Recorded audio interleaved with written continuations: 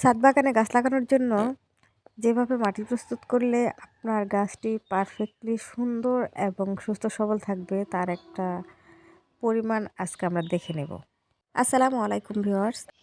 প্রস্তুতকৃত মাটিতে আজকে লাগাবো শিউলি ফুলের গাছ। মাটি প্রস্তুতের জন্য আমি প্রথমে 30% গার্ডেনের মাটি, 30% বালি এবং 50% গোবর সার নিয়ে মাটিগুলো ভালোভাবে মিক্সড করে নিয়েছি। একটা কথা মনে রাখতে হবে, মাটি প্রস্তুত করার সাথে সাথে আমরা গাছ লাগাবো না। মাটিটা প্রস্তুত করে কিছুদিন আমরা রেখে দেব, এরপর গাছ লাগাবো। এর ফলে গাছের গ্রোথ ভালো হবে।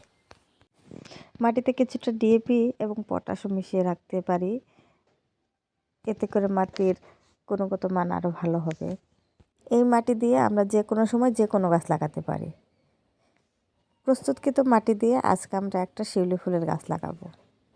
নর্মালি শিউলি এবং বকুল ফুলের গাছগুলো অনেক বড় হয় মাটিতে লাগালে। আমার সেরকম কোনো প্লেস নেই, তাই আমরা এটা গ্রো ব্যাগে লাগাবো।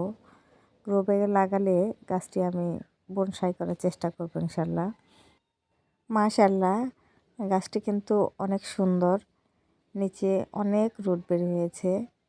গাছটি লাগানোর সাথে সাথেই খুব ভালোভাবেই হয়ে যাবে ইনশাল্লাহ।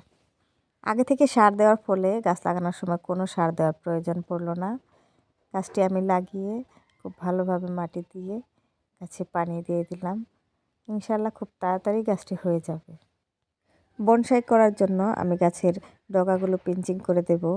এর ফলে নতুন নতুন শাখা বের হবে এবং গাছ ঝাঁকড়ালো হবে। গ্রো ব্যাগ গাছ লাগানোর ক্ষেত্রে পানি দেওয়ার নিয়মটা খুব ভালোভাবে মনে রাখতে হবে। মাটি যে পর্যন্ত সেমি ড্রাই না হবে সে পর্যন্ত পানি দেব না।